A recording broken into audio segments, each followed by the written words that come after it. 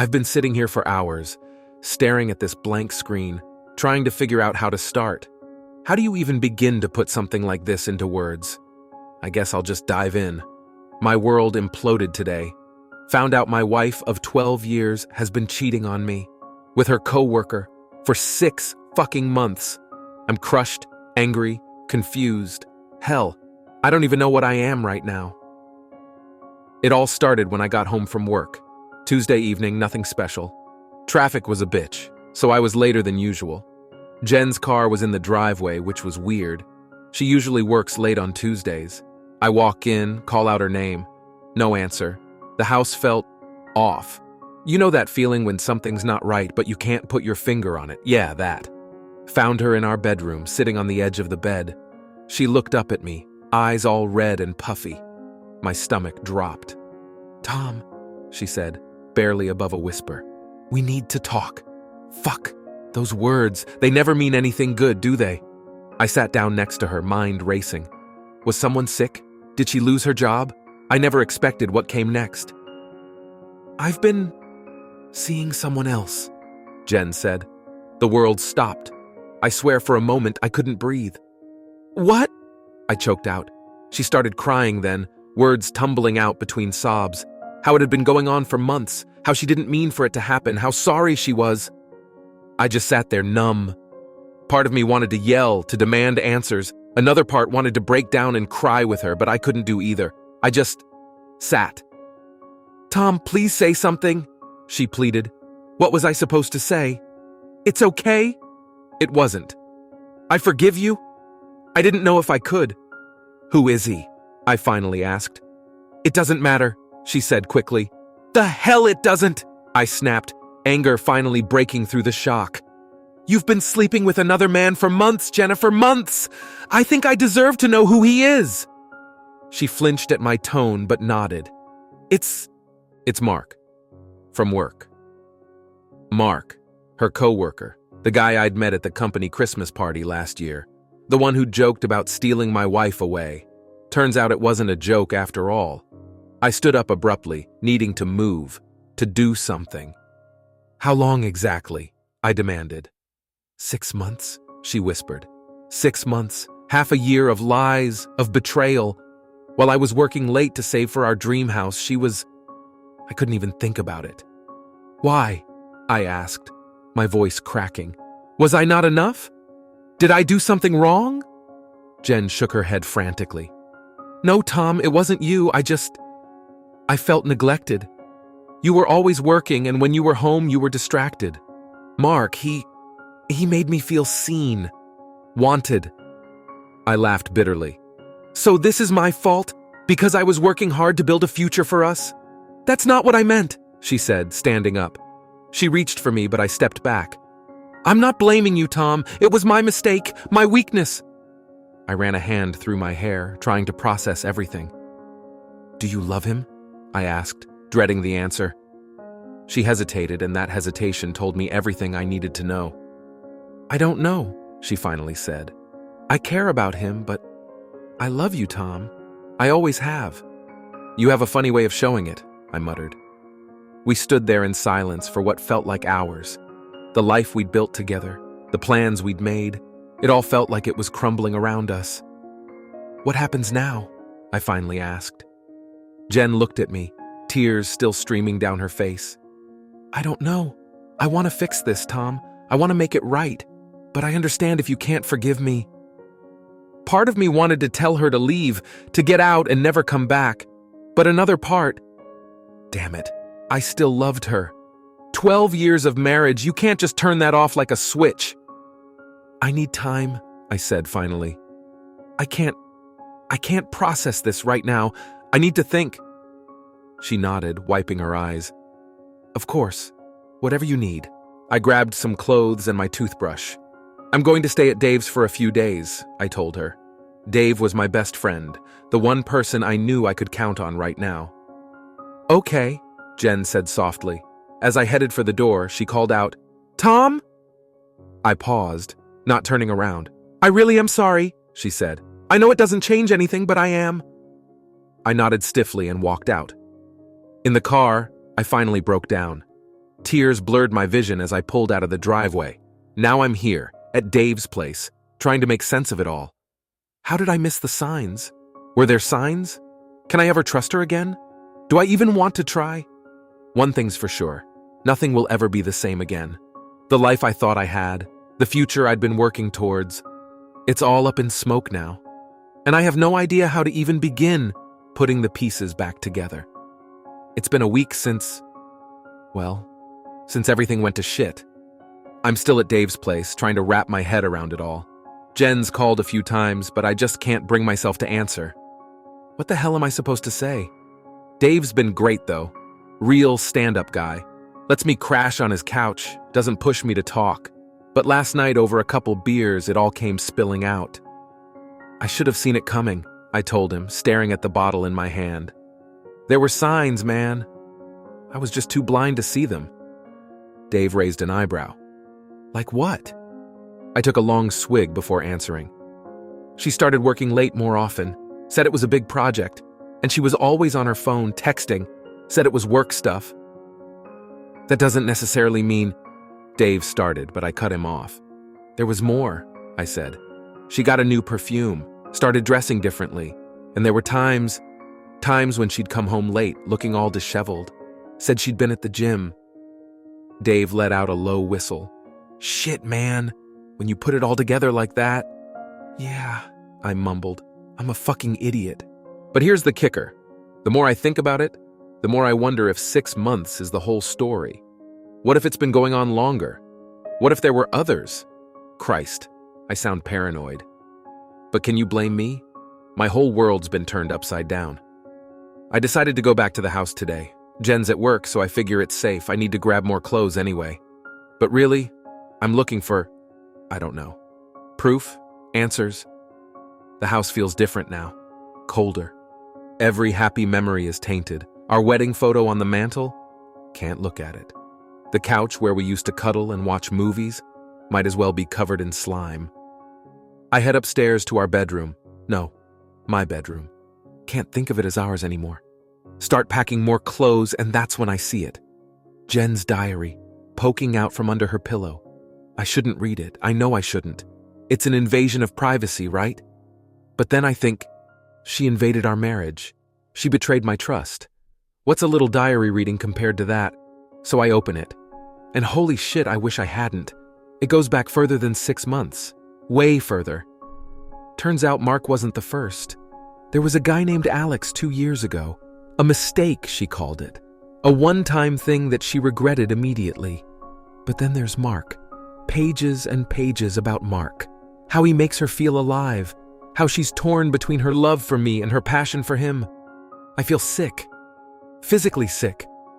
I run to the bathroom and puke my guts out. When I come back, I notice something else. A receipt tucked into the diary. For a hotel room. Dated 3 days ago. 3 days ago. When she was supposed to be on a business trip. My hands are shaking as I pull out my phone. I call her office. Hello, Stanton and Associates. How may I direct your call? Hi, this is Tom, Jennifer Walker's husband. Is she in today? Oh, I'm sorry, Mr. Walker. Jennifer's out of the office this week. She's at a conference in Chicago. I hang up without saying goodbye. A conference in Chicago. Right. I'm about to leave when I spot Jen's laptop on the desk. It's password protected, of course, but I know her. I try our anniversary date. Nope. Her birth date? Nada. Then I try Olivia, our dog's name. Bingo. I feel like I'm in a trance as I open her email. There it is, in black and white. Emails to Mark, dozens of them, plans for meetups, declarations of love, explicit details that make me want to puke again. And the latest one? Confirming plans for their work trip this week in fucking Cancun. I slam the laptop shut. My mind is reeling. It's worse than I thought. So much worse. I grab my stuff and get the hell out of there. Can't breathe. Can't think straight. Back at Dave's, I spill everything. The diary, the emails, Cancun. Jesus Christ, Dave mutters. What are you gonna do? Good fucking question. What am I gonna do? Part of me wants to call her right now, confront her, tell her I know everything. But another part, Another part wants to let her dig herself deeper, let her come back from her little work trip and lie to my face. See how far she'll take this. Is that fucked up? Am I losing it? I don't know what to do. I don't know how to feel. Angry? Sure. Hurt? Absolutely. But mostly, I feel lost. 12 years of marriage. Gone. Just like that. I keep thinking about our vows. For better or for worse. Guess this is the worst part, huh? But I never imagined worse would mean this. Dave's talking about lawyers, divorce, but I can't even wrap my head around that yet.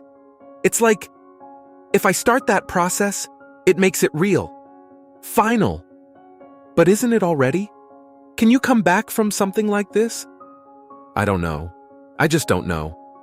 All I know is that the woman I thought I knew, the woman I loved more than anything, she doesn't exist. Maybe she never did. So here I am, sitting on Dave's couch, staring at the wall, trying to figure out what the hell to do next. Do I confront her when she gets back? Do I wait and see if she'll confess? Do I just pack up and leave? Fuck, I need a drink, or 10. I keep thinking about our plans, the house we were saving for, the kids we talked about having. Was any of it real? Or was I just a sucker this whole time? Dave's saying something about getting some sleep. Easy for him to say. Every time I close my eyes, I see her, with him, them, whoever. How do you sleep when your whole world's been blown apart? I don't know what tomorrow will bring. I don't know what I'll do when Jen gets back from her little work trip. All I know is that nothing will ever be the same again, and I have no fucking clue how to deal with that. It's been 3 days since I found out about Cancun. 3 days of hell waiting for Jen to come back. I've barely slept, barely eaten. Dave's worried, keeps trying to get me to eat something. But how can I? Jen's supposed to be back tonight. I've decided to confront her. No more hiding, no more guessing. It's time for the truth. All of it. I'm back at our house. God, it feels weird to call it that now. Sitting in the dark living room, waiting. The ticking of the clock on the wall is driving me crazy. Each second feels like an eternity. Finally, I hear her key in the lock. The door opens, and there she is. Tanned, relaxed, smiling. She doesn't see me at first, wheeling her suitcase in. "Welcome back," I say, my voice eerily calm.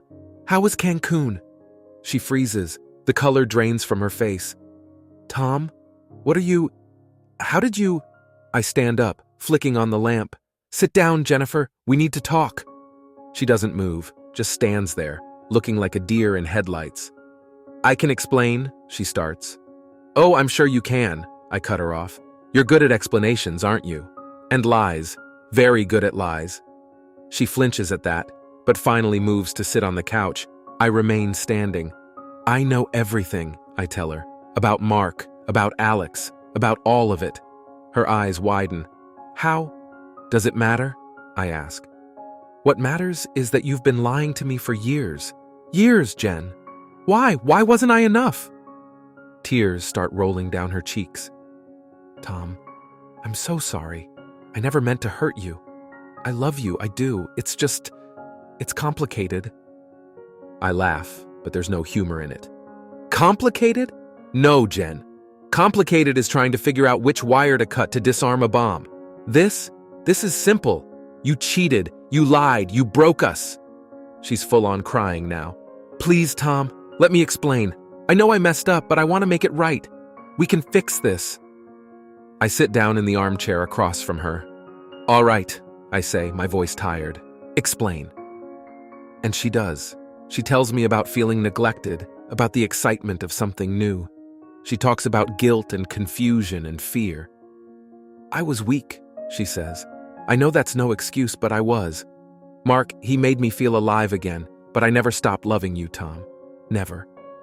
I listen, trying to keep my emotions in check, but with each word I feel my heart breaking all over again. "And Cancun?" I ask when she's done. "Was that feeling alive too?" She looks down, ashamed. I don't know what I was thinking. I guess I thought, one last time before ending it for good." I stand up abruptly, pacing the room. "One last time? Are you kidding me? Do you hear yourself?" I know it sounds terrible, she says. But I swear, Tom, I was going to end it. I want to make this work. I want us to work. I stop, looking at her, the woman I've loved for so long, the woman who's caused me more pain than I ever thought possible. I don't know if I can trust you again, I say quietly. I don't know if I want to. She stands up, reaching for me. I step back. Tom, please, we can go to counseling. We can work through this. I'll do anything. I shake my head. I need time, Jen. I can't do this right now. I grab my jacket and head for the door. She calls after me, but I don't turn back. I end up at a bar downtown. Not usually my scene, but tonight I need a drink. The bartender, a guy named Mike, seems to sense I'm not in a chatty mood. He just keeps the drinks coming. As I sit there, nursing my third, or is it fourth, whiskey, I can't help but think about Jen, about us, about everything we've been through. I remember our first date, how nervous I was, how beautiful she looked. I remember our wedding day, thinking I was the luckiest guy in the world. Where did it all go wrong? My phone buzzes. It's Jen. I ignore it. Another buzz. A text this time. Please come home, we need to talk. I turn the phone off. Mike comes over looking concerned. You okay, buddy? Need me to call you a cab? I shake my head. Nah, I'm good. Thanks, though. I pay my tab and head out. The cool night air clears my head a bit. As I walk, I think about what to do next. Can I forgive her? Should I? Part of me wants to believe we can work through this, come out stronger on the other side. But another part knows it'll never be the same. The trust is gone. And without trust, what do we have? I end up at a park near our house, sit on a bench watching the stars. I think about the future we planned, the house we wanted to buy, the kids we talked about having, all of it, gone in the blink of an eye. My phone buzzes again. I turn it on, half expecting another message from Jen. But it's not. It's an email. From Mark. My hand shakes as I open it. Tom, I know you probably hate me right now, and you have every right to, but there's something you need to know. Jen's been lying to both of us. I read the rest of the email, my mind reeling. Apparently, Jen told Mark I knew about their affair and was okay with it, that we had an open marriage. The lies just keep piling up. I stand up, suddenly feeling stone cold sober. I know what I have to do. It's time to end this, once and for all. As I walk back to the house, I steel myself for what's to come. It won't be easy. It'll hurt like hell. But sometimes you have to go through the pain to come out the other side. I just hope I'm strong enough to make it through. Part 4. The Unraveling Truth. I walk into our house, no, my house now, with a strange sense of calm. Jen's sitting on the couch, eyes red from crying. She jumps up when she sees me. Tom, thank God, I was so worried. Where have you been? I ignore her question. We need to talk, Jennifer. And this time I need the whole truth, no more lies. She nods, looking nervous. Of course, anything. I pull out my phone, showing her Mark's email. Want to explain this? Her face goes pale. She starts stammering. I can explain. It's not what you think. Oh? I say, my voice dangerously quiet.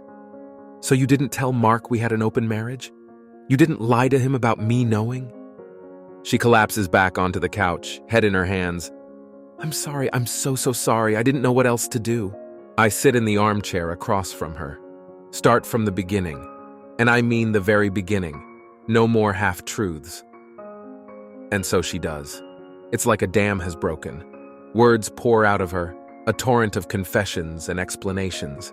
It started 3 years ago, not 2 like she'd said before.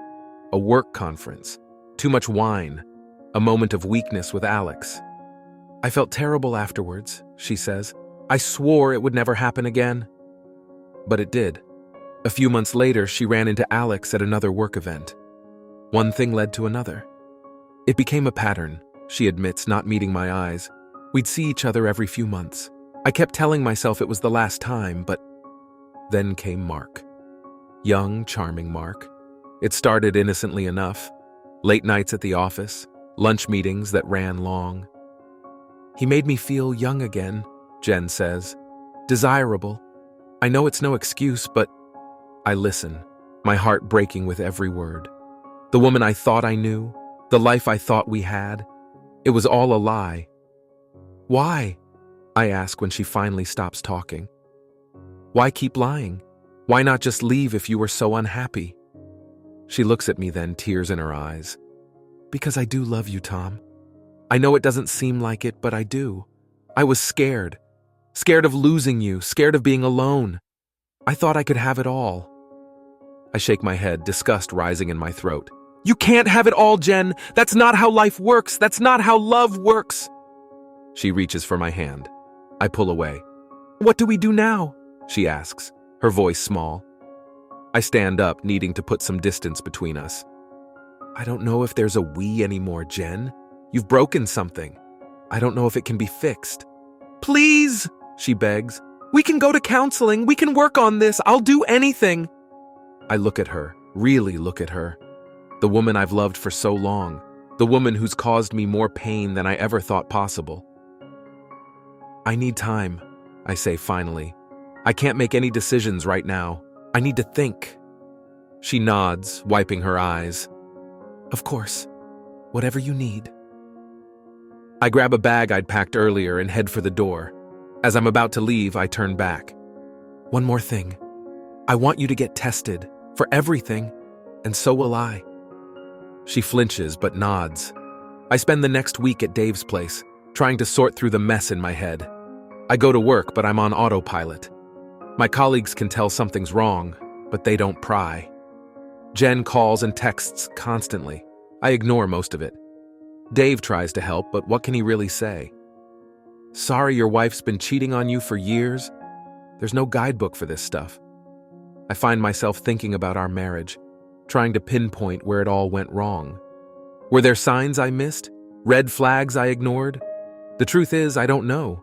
And maybe that's the scariest part of all. One night, about a week after the confrontation, I'm sitting on Dave's couch, nursing a beer, when my phone buzzes. It's a text from an unknown number. Is this Tom? It's Sarah, Mark's wife. We need to talk. My heart starts racing. I didn't even know Mark was married. I call the number. Sarah answers on the first ring. Tom, thank you for calling. I think we both deserve to know the whole truth. We agree to meet at a coffee shop the next day. I barely sleep that night, my mind racing with possibilities. Sarah's already there when I arrive. She's pretty, in a girl-next-door kind of way. She looks as nervous as I feel. Thank you for meeting me, she says as I sit down.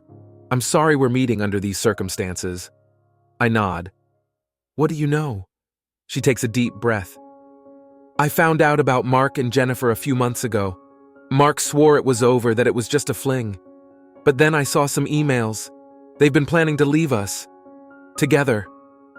The world stops. I can't breathe. What? Sarah nods, tears in her eyes. They've been looking at houses, making plans. They were going to tell us after Jennifer got pregnant. I feel like I've been punched in the gut. Pregnant? They've been trying, Sarah says quietly. For a few months now. I stand up abruptly, knocking over my chair. People turn to stare. I don't care. I'm sorry, I mutter to Sarah. I need to go. I drive home in a daze. Jen's car is in the driveway. Good. I burst through the door. Jen's in the kitchen looking startled. Tom? What's wrong? Were you trying to get pregnant? I demand. With Mark? The color drains from her face. How did you? Answer the question, Jennifer. She starts crying. I'm sorry. I'm so sorry. We thought it would be easier this way. A clean break. I laugh, but there's no humor in it. A clean break? Are you kidding me?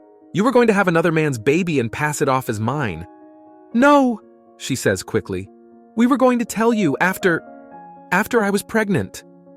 I shake my head, feeling sick. I want a divorce, Jennifer. I want you out of this house. Now. Tom, please, she begs. We can work this out. I choose you. I want you. No, I say, my voice firm. You don't get to choose anymore. You made your choice every time you slept with Mark, every time you lied to me, every time you tried to get pregnant with his child. I grab my keys and head for the door. "Where are you going?" she calls after me. I turn back, looking at her one last time. "To call a lawyer. It's over, Jennifer. We're over." As I drive away, I feel a strange mix of pain and relief. The life I thought I had is gone. But maybe, just maybe, I can build a new one, a better one, without her. It's been a month since I last saw Jennifer. A month of lawyer meetings, paperwork, and sleepless nights. I'm still at Dave's place, trying to piece my life back together. The divorce proceedings are underway.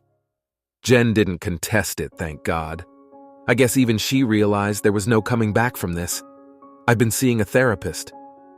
Dr. Anderson. She's helping me work through all this mess. It's not easy, but it's necessary. "How are you feeling today, Tom?" Dr. Anderson asks during our latest session. I shrug. "Angry? Hurt? Confused? Take your pick." She nods sympathetically. "All normal reactions. Have you had any contact with Jennifer?" "No," I say. "Well, not directly, just through the lawyers." "And how does that make you feel?" I think about it for a moment. Relieved, I guess, but also, I don't know, empty? We talk more about my feelings, about coping mechanisms. It helps, sort of. At least I'm not drinking myself to sleep every night anymore. After the session, I head back to Dave's. He's been great through all this, but I know I can't stay here forever. I need to start rebuilding my life. I've started looking for apartments. It feels weird, house hunting alone after all these years, but it's also kind of liberating. As I'm scrolling through rental listings, my phone buzzes. It's Sarah, Mark's wife. We've been in touch, supporting each other through this nightmare. "Hey, Tom, how are you holding up?" I sigh. "Hanging in there. You?" "Same. Listen, I found something you might want to see. Can we meet?" An hour later, I'm sitting across from Sarah at the same coffee shop where we first met. She looks tired, but determined. "I was going through Mark's things," she says, pulling out a folder. "I found these." She hands me a stack of papers. As I flip through them, my stomach drops. Bank statements, credit card bills, receipts for jewelry, hotel rooms, plane tickets. They've been planning this for over a year, Sarah says quietly. Siphoning money into a secret account, making plans. I feel sick. A year. A whole year of lies, of betrayal, and I never suspected a thing. "There's more," Sarah continues. She hesitates, then pulls out an envelope. "I found this in Mark's desk. It's a paternity test." My hands shake as I open the envelope. I read the results, then read them again and again. "It's negative," I whisper. Sarah nods. "Jennifer's not pregnant, at least not with Mark's baby." I don't know whether to laugh or cry. Relief floods through me, followed quickly by anger. They'd been trying for months, planning to trap us with a baby that didn't even exist.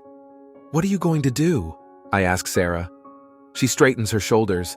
"I'm leaving him, for good. I deserve better than this. We both do." I nod, a newfound respect for this woman growing in me. Yeah, we do." We part ways, both of us feeling a little lighter. As I drive back to Dave's, I make a decision. It's time to stop hiding. Time to face this head on.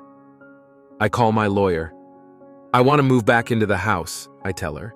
"It's mine, after all. Can we make that happen?" She assures me she'll take care of it. A week later, I'm standing in front of my home, keys in hand. Jen's gone. Moved out while I was at Dave's. Good. I don't think I could handle seeing her right now. As I walk through the house, memories hit me like a tidal wave. Our first night here. The dinner parties we threw. The lazy Sunday mornings. But the memories are tainted now. Every happy moment, every laugh, every kiss. Was it real? Or was she thinking of him the whole time? I shake my head, trying to clear the thoughts. This is my house now. My life. Time to start fresh. I spend the next few days cleaning, rearranging furniture, making the space mine again. It's therapeutic, in a way. One evening, as I'm sorting through some old photos, my phone rings. It's Jen. My heart races. Do I answer? Do I ignore it? Before I can decide, the call goes to voicemail. A minute later, a text comes through. Tom, I know you probably don't want to hear from me, but please, can we talk one last time? I need to explain. I stare at the message for a long time. Part of me wants to delete it, block her number, never think about her again, but another part needs closure. I text back. Tomorrow, 2 p.m., the park, where we had our first date. Her reply is instant. Thank you. I'll be there. That night, I barely sleep. What could she possibly have to say? What more is there to explain? The next day, I arrive at the park early. I sit on a bench, watching families play, couples stroll hand in hand. It all seems so normal, so far removed from the chaos of my life. At precisely 2 p.m., I see her. She looks different, smaller somehow, less sure of herself. Hi, Tom, she says softly, sitting next to me. Thank you for meeting me. I nod, not trusting myself to speak. She takes a deep breath. I know nothing I say can fix what I've done. I know I've hurt you in ways I can never make right, but I need you to know I'm sorry. Truly, deeply sorry. I look at her, really look at her, the woman I loved, the woman who broke my heart. Why? I ask, my voice hoarse. Why did you do it? She shakes her head, tears in her eyes. I don't know, I was selfish, stupid. I thought I was missing out on something, but I was wrong, so wrong. We sit in silence for a while, the weight of everything between us. Finally, I speak. I loved you, Jen, with everything I had, but now I don't even know who you are. She nods, wiping her eyes. I understand. I don't expect forgiveness. I needed you to know how sorry I am. For everything. As she stands to leave, she hesitates. I hope one day you can find happiness again, Tom. You deserve it. I watch her walk away, feeling a strange mix of emotions. Anger, hurt, but also relief. Like a weight has been lifted. That night, back at the house, I pour myself a glass of whiskey. Just one. I raise it in a silent toast. To the end of one chapter. And the beginning of another. I don't know what the future holds. I don't know if I'll ever trust again, ever love again. But for the first time in months, I feel okay. Not great, not good, but okay. And for now, that's enough. It's been 6 months since that day in the park with Jennifer. 6 months of rebuilding, of learning to live alone again. It hasn't been easy, but I'm getting there. The divorce is final now. Just a piece of paper, really, but it feels like the end of an era. 12 years of marriage reduced to a few legal documents and a division of assets. I'm still in my house. I thought about selling it, but in the end I decided to stay. It's mine now, free of her presence. I've redecorated, rearranged, made it my own. Work's been a lifesaver. I threw myself into it, taking on extra projects, staying late. Anything to keep my mind occupied. My boss noticed, offered me a promotion. I took it. The extra responsibility is good for me, I think. Keeps me focused. I've started going out more too, not dating, not yet, but I'm making an effort to be social. Dave drags me to bars sometimes, tries to set me up with women. I'm not ready for that, but I appreciate the effort. Today I'm meeting Sarah for coffee. We've become friends of sorts, survivors of the same storm. How are you doing, Tom? She asks as we sit down. I shrug. Okay, I guess. You? She gives me a small smile. Better, the divorce was finalized last week. Congratulations, I say, then wince. Sorry, that's probably not the right word. She laughs, a genuine sound that surprises both of us. No, it's appropriate. It feels like freedom. We talk for a while, about our jobs, our plans. Sarah's thinking of moving, starting fresh in a new city. Part of me envies her courage. As we're about to leave, Sarah hesitates. Tom, there's something I need to tell you. My heart races. What now? What else could there possibly be? I ran into Jennifer last week, she says. She's pregnant. The world stops. I can't breathe. What? Sarah nods, her eyes full of sympathy. About 3 months along, she said. She wanted me to tell you. Said she didn't think you'd want to hear it from her. I sit back down hard. Pregnant. Jennifer's pregnant. And it's not mine. Are you okay? Sarah asks, touching my arm gently. I shake my head. I don't know, I need some time. She understands. We say goodbye, and I drive home in a daze. Pregnant. The word echoes in my head. All those times we talked about having kids, making plans for a family. And now she's having someone else's child. I pour myself a drink, then think better of it. Instead, I go for a run. Push myself until my lungs burn and my legs ache. Anything to stop thinking. When I get back, there's a voicemail on my phone. It's Jennifer. Tom, it's me. I guess Sarah told you. I'm sorry you had to find out that way. I wanted to tell you myself, but I didn't think you'd want to hear from me. I want you to know it's not Mark's. We're not together. It was someone else. A mistake. Another mistake. I'm keeping the baby, though. I thought you should know. I'm sorry, Tom, for everything. I delete the message. Then I delete her number. The next few days pass in a blur. I go to work. I come home. I sleep. Repeat. Dr. Anderson tries to help me process it all during our sessions. How does Jennifer's pregnancy make you feel, Tom? I laugh bitterly. How do you think it makes me feel? Angry, hurt, betrayed all over again. She nods. Those are all valid feelings. But remember, Jennifer's choices are not a reflection on you. Her pregnancy doesn't diminish your worth or your future possibilities. I know she's right, but it's hard to believe it. One night, unable to sleep, I find myself looking at old photos, Jennifer and me on our honeymoon, at friends' weddings, Christmases, birthdays, anniversaries. We looked so happy. Were we? Or was it all a lie? I close the photo album, feeling hollow. Then, on impulse, I grab my laptop and start looking at job listings. Maybe Sarah has the right idea. Maybe I need a fresh start too. There's an opening at a firm in Seattle. Good position, better pay. I send in my resume before I can talk myself out of it. A week later, I get a call. They want to interview me, in person. I book a flight, tell my boss I need a few days off. He looks concerned but doesn't pry. Seattle is different. Rainy, green, alive. The interview goes well. They seem impressed with my experience, my ideas. They offer me the job on the spot. Can I have some time to think about it? I ask. They give me a week to decide.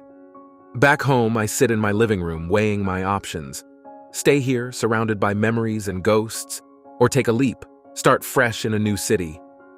I call Dave, tell him about the job offer. That's great, man, he says. But are you sure you're ready for such a big change? Am I? I don't know. But maybe that's the point. Maybe I need to do something I'm not sure about. Take a risk.